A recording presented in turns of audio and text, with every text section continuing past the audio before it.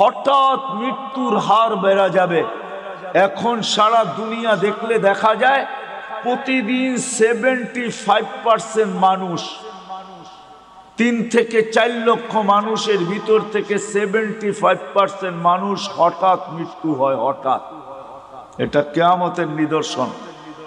কখন আমরা মারা যাব জানি না। তো আমাদেরকে আল্লাহ বেশি বয়স দেন না এই জন্য যে আল্লাহ চান না আমরা বেশি পরিশ্রম করি, এই জন্য বয়স কমায় দিছেন। আমার মনে হয় আরো কম দিতে চাইছেন,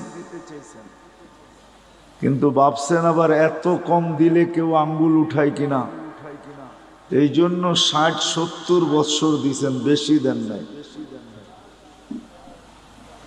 কোন উম্মত কতদিন থাকবে দুনিয়াতে এটা কোন নবী রসুল বলা যায় না, কিন্তু আমার